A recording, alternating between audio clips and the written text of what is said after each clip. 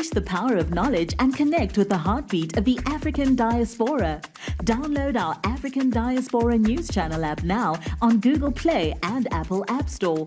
Stay informed with authentic and diverse perspectives, breaking news, and cultural insights. Immerse yourself in a community that celebrates unity, resilience, and progress. Experience the vibrancy of the diaspora at your fingertips. Don't miss out. Empower your perspective today. Search African Diaspora News Channel and join the conversation. Are we witnessing the rise of Africa through coups? Hello, my name is Reneilwe Morema and welcome to the African Diaspora News Channel, reporting live from South Africa, Johannesburg. The rise of Africa through coups in recent years, a surge of military coup is sweeping across Africa. While military takeovers in Africa are nothing new, the coup of the past 3 years have taken on a new dynamic. Most of them have received the backing of many citizens.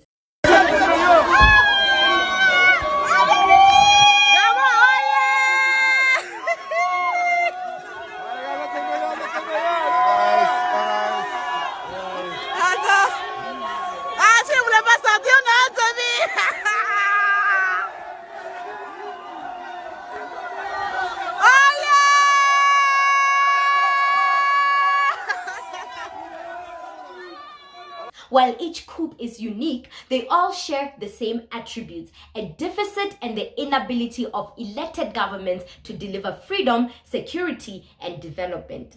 What is interesting about these recent coups is that a new model of coup is being established, which differs from what we are used to or what has gone before. The so-called bloodless coups are a well-established concept. Unlike before, incumbents have not violently been assassinated, and the ensuing death toll pales in comparison to previous coups, which have seen a high death toll in Ghana 1996 or Ghanaian in 1979. These non-violent coups have appeared to have positive feedback from the citizens. For example, the coup in Mali 2020 has come as a relief to many people who have lost faith in the leadership of Ibrahim Boubacar Keïta. Let us look at the ages of these coup leaders. They range from the ages of 34 to 41. They also have been lower in rank than most coup leaders, which tells me that they know and they've experienced the issues that plague the country from the ground.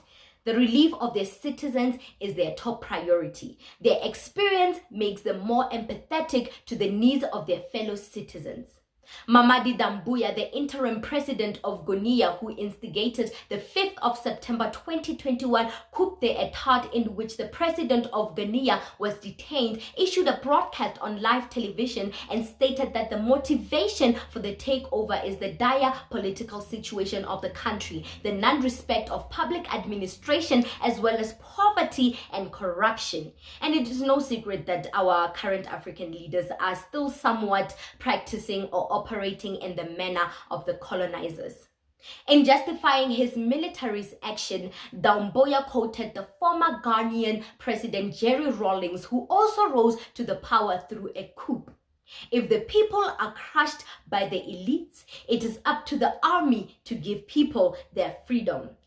Ibrahim Traore asked a question every African has been asking for the longest time at the Russia-African Summit. How does Africa, with so much wealth and power, become the world's poorest continent? And why do our leaders travel the world to beg? How can we beg for things that we mostly produce? That is every African question right now. What these coups have taught me, or what they have exposed, is the fact that the West, or the colonizers, claim to be aiding us for the development of our countries, but what they are doing is still oppressing us.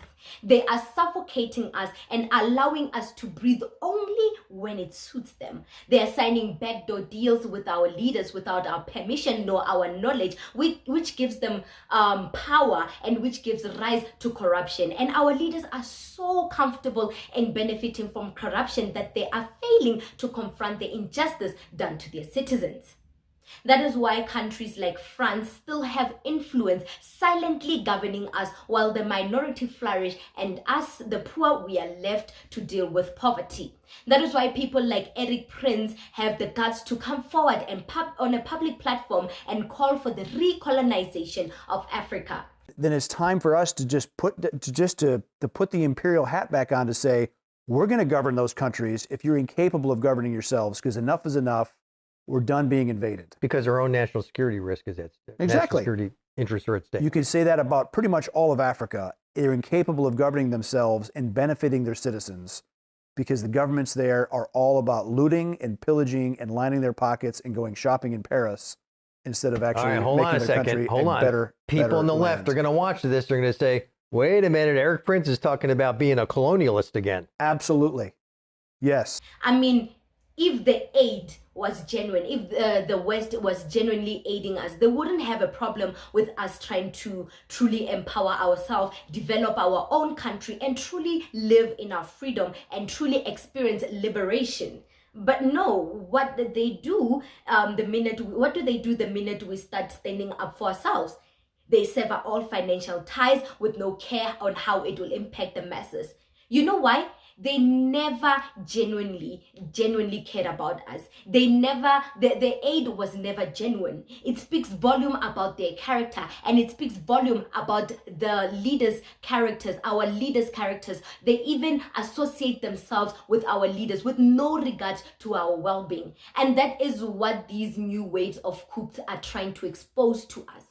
What are your thoughts and what are your views? Are bloodless coups the way forward to the rise of Africa? Comment to us your thoughts, views, and opinion. Don't forget to like and share the broadcast. Our voices are stronger together. Subscribe to the channel and hit the notification bell so you don't miss exclusive groundbreaking news right here from African Diaspora channel. My name is Reneilwe Morema. It has been an absolute pleasure.